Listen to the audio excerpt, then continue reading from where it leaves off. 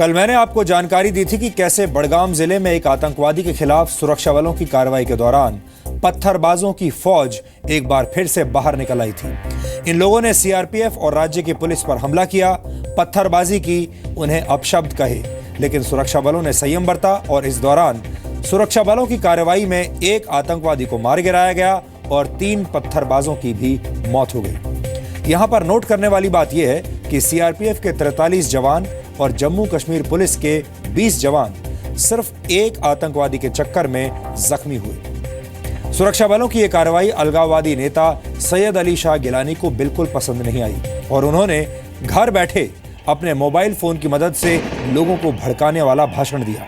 हालांकि अति उत्साह में दिया गया भाषण देश विरोधी सोच रखने वाले लोगों के एजेंडे को भी बेनकाब कर देता है। गिलानी के साथ भी ऐसा ही हुआ है।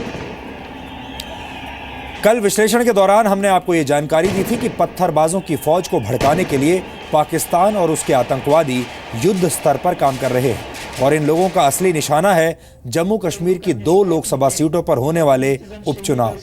जम्मू कश्मीर में वोटिंग और लोकतांत्रिक प्रक्रिया में अड़चन डालने के लिए इन पत्थरबाजों को हर वक्त तैयार रहने के लिए कहा गया है और सैयद अली शाह गिलानी जैसे अलगाववादी अपने घर में नजरबंद होने के बावजूद पाकिस्तान के हितों की रक्षा कर रहे हैं, कश्मीर के लोगों की पीठ में छुरा घोंप रहे हैं और लोगों को लोकतंत्र का विरोध करने के लिए भड़का रहे हैं। आज ऐसे अलगाववादी नेताओं की देश विरोधी सोच का पर्दाफाश करना जरूरी हो गया है। हमारे पास सैयद अली शाह गिलानी का एक वीडियो आया है जो 5 मिनट 50 सेकंड का है। इस वीडियो में गिलानी ने कई ऐसी बातें कही हैं जो हम आपको नहीं सुना सकते और इसीलिए हमें इस वीडियो को एडिट करना पड़ा, लेकिन इसे देखकर आपको ये जरूर समझ में आ जाएगा कि आखिर जम्मू कश्मीर में हो क्या रहा है और वो कौन से लोग हैं जिनसे कश्मीर की शांति बर्दाश्त नहीं हो रही। तो करीब पाने अंदाज कि 2010 पे वोट में मुसलसल या 4 देवरी मज महबूस नेशन दीवान तो लुकन निश वातन कह नत यम तन शहीद गसान बहुत तमन निश वातान तिहद जनाज पान और तत्कन जनाजस मज शरीक लुकन बह पैगाम वातनावान मगर 2010 पे 4 देवारी मज महसूस और महसूर और मे तह निश वातनुक मौक दिन कह लिहाजा पज तुह अहद कर कि करो न वोटुक इस्तेमाल कह और गो बे प्रत कह ये इस्लामी मिजाज गद गन इस्लामी तालीमात गो घर मज आम कर इस्लामिक गो जहनन त इस्लामिक बन और अमलन तो इस्लामिक बन और बे आज़ादी सान खतर सारी खुद ज्यादा कीमती ये प्रोग्राम आसन अत गो साथ दिन और यह मोन पैगाम अल्लाह ताला करने में शहीदत दर्जात बुलंद तो याद थावन कि योतामत में आज़ादी हासिल करो तो तामत सोन कह चीज महफूज कह चीज महफूज कह योतामत में हिंदुस्तान के जबरी कब्ज नश आज़ादी हासिल करो। आज तो वुचान हिंदुस्तान मन क्या मुसलमान सपदान क्या आज ऐलान सपदान कि जन मस्जिद नसा गसन बनी कह या ये मुसलमान कुन जाए तम बेजार रोजगार करान तिम बंद करने। सैयद अली शाह गिलानी अपनी जरूरत के मुताबिक अपनी नागरिकता चुनते हैं और देश का माहौल खराब करने में अपनी सक्रिय भूमिका निभाते हैं। गिलानी आज बंद कमरे में बैठकर कश्मीर घाटी के युवाओं को आजादी का ज्ञान दे रहे थे, भारत से आजादी लेने के लिए लोगों को भड़का रहे थे। इसलिए आज सैयद अली शाह गिलानी से कुछ चुभने वाले सवाल पूछने जरूरी हैं। ये वही गिलानी है जिन्हें अपनी बीमार बेटी से मिलने के लिए जब सऊदी अरब जाने की जरूरत महसूस होती है तो वो श्रीनगर के पासपोर्ट ऑफिस जाकर नागरिकता वाले कॉलम में खुद को इंडियन बताते हैं, लिखते हैं कि वो इंडियन है क्योंकि उन्हें पासपोर्ट चाहिए होता है, लेकिन जम्मू कश्मीर के लोगों को गुमराह करने के वक्त ये अपनी नागरिकता भूल जाते हैं और खुद को डिफेंड करते हुए ये कहते हैं कि by birth I am not Indian. सवाल यह है कि अगर गिलानी खुद को जन्म से इंडियन ही नहीं मानते, भारतीय नहीं मानते, तो फिर उन्होंने उस वक्त आवाज क्यों नहीं उठाई जब उनके पोते अनीस उल इस्लाम को जम्मू कश्मीर राज्य के टूरिज्म डिपार्टमेंट में मोटी तनख्वाह पर अपॉइंट किया गया था। आपको याद दिला दें कि गिलानी की पोती अक्टूबर 2016 में 10वीं की परीक्षा में बैठी थी। उस वक्त गिलानी ने कश्मीर में अपने एजेंडे के तहत स्कूल बंद करवाने की मुहिम चला रखी थी, लेकिन अपनी पोती के लिए गिलानी का दिल पसीज गया और उसके एग्जाम के लिए खास इंतजाम किए गए ताकि वो स्कूल तक जाकर अपने इम्तिहान दे सके।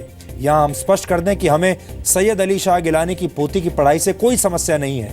उसने बिल्कुल सही किया, उसको एग्जाम देने का पूरा अधिकार है। हम जो कुछ भी कह रहे हैं वो पूरी जिम्मेदारी के साथ कह रहे हैं, लेकिन हम ये चाहते हैं कि गिलानी साहब को राज्य में जो बाकी लोग हैं उनके बच्चों का भी ध्यान रखना चाहिए, वो भी उनके पोते पोतियों जैसे ही हैं। हमारा विचार यह है कि अगर गिलानी जैसे अलगाववादी नेताओं के बच्चे अमन, शांति और खुशहाल जिंदगी जी सकते हैं तो फिर घाटी के युवाओं को नफरत और देशद्रोह की आग में क्यों झोंका जा रहा है। भारत एक उदार देश है और हमारी उदारता दुनिया भर में मशहूर है, लेकिन हमारे देश के अंदर बैठे कुछ लोग इस उदारता का गलत फायदा उठाते हैं। ये एक ऐसा चरित्र है जिसका पर्दाफाश करना जरूरी है।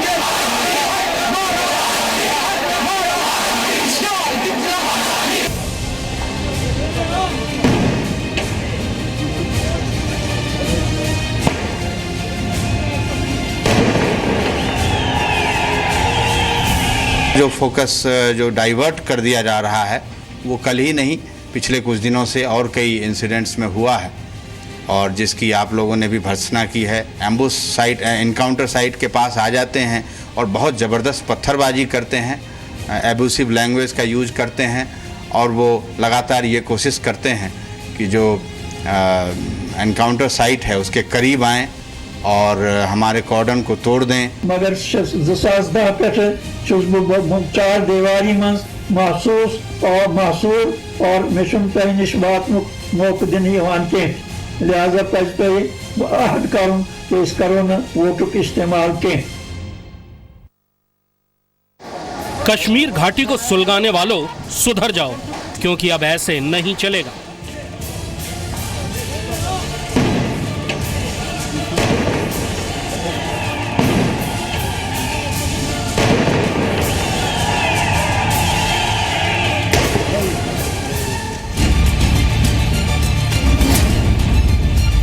बंद कमरे में हिंदुस्तानी, कमरे से बाहर आते ही पाकिस्तानी। डॉक्यूमेंट्स में क्या है? वहाँ ये है कि मैं बाय बर्थ इंडियन हूँ। मैंने कहा कि नहीं, I am not by birth Indian. तेजी से अपना रंग बदलने वाले सैयद अली शाह गिलानी का असली चेहरा यही है। गिलानी जैसे लोग भारत की खुली हवाओं में सांस लेते हैं और अपने एजेंडे के तहत देश में नफरत के बीज बोते हैं।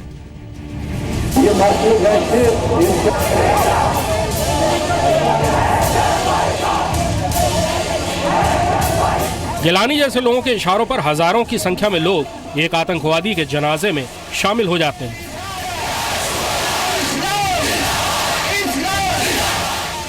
इनकी एक पुकार पर कश्मीर घाटी में सन्नाटा पसर जाता है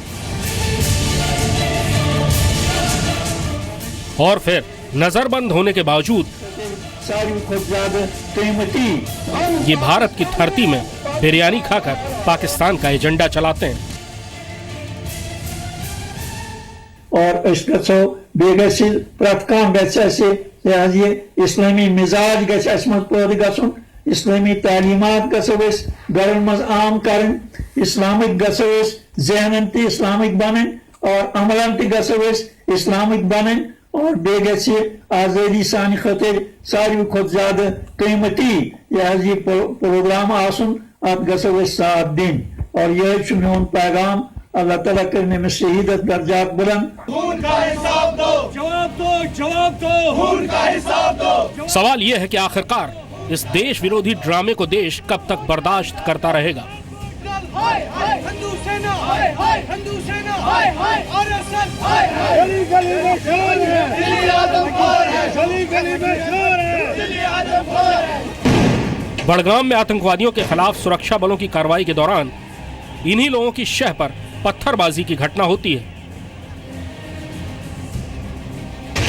सुरक्षा बलों को अपशब्द कहे जाते हैं, तो क्या कश्मीर में भारत के सुरक्षा बल देश के गद्दारों के पत्थर खाने के लिए हैं? आखिर क्यों? देश की सेना और सुरक्षा बल आतंक से भी लड़े और पत्थर भी खाएं।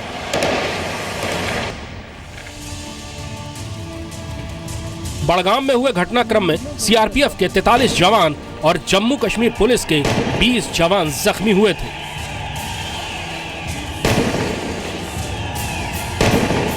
लेकिन अफसोस इस बात का कि हमारे देश के मीडिया और हमारे देश के बुद्धिजीवियों के पास इन बहादुर सुरक्षा बलों के पक्ष में कहने के लिए दो शब्द नहीं है।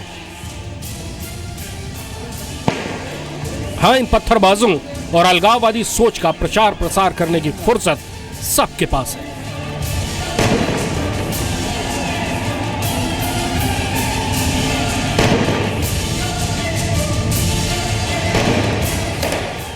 झूठा प्रचार सोशल मीडिया के माध्यम से पाकिस्तान की एजेंसीज के द्वारा करके भी भड़काने का प्रयास किया जाता है और उसके फलस्वरूप भी बहुत से बच्चे प्रवोक होकर के इस प्रकार की हरकतों पर आमादा हो जाते हैं। हुर्रियत सबको मालूम है, वो पाकिस्तान का बी टीम के रूप में ही काम कर रहा है घाटी में। एक तरफ वैली के युवाओं को हिंसा और आगजनी में ढकेलते हैं, दूसरी तरफ अपने बाल बच्चों को सरकारी नौकरियों में अच्छी तरह रखने का प्रयास करते हैं। ये इनका डबल फेस है, लोग इसको जान रहे हैं। लोगों से हमारा यही अपील है कि शांति बरकरार रखे, शांति बनाए रखे। नाजुक स्थिति में आमी है, अगर टफ स्टैंड ले तो कई दफ़ा अनजाने में, गलती में, इस तरह की भीड़ भड़के में मासूमियत की भी हत्या हो जाती है।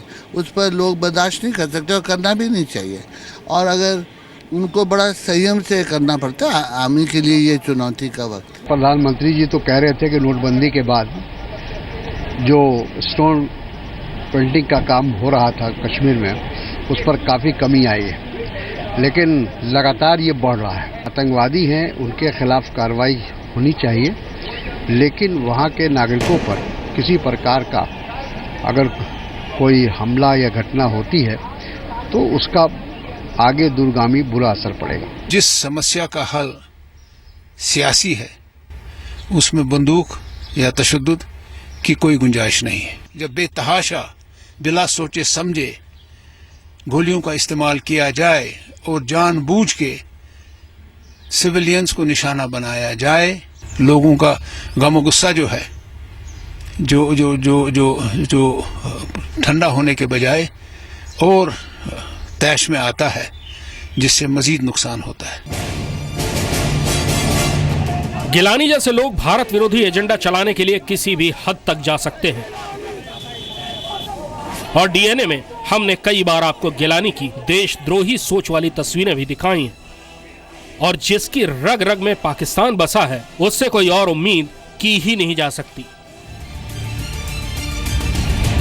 सैयद अली शाह गिलानी ने पिछले 27 वर्षों से लगातार हर रोज भारत के संविधान और लोकतंत्र का मजाक उड़ाया है और आज भी वो ऐसा ही कर रहे हैं। इसलिए अब हमारे सिस्टम की बारी है कि वो गिलानी और उस जैसी सोच रखने वालों को उनकी सही जगह दिखाए, क्योंकि ऐसे देशद्रोहियों पर कानून का चाबुक चलाने का वक्त आ चुका है। खालिद हुसैन के साथ ब्यूरो रिपोर्ट, जी मीडिया।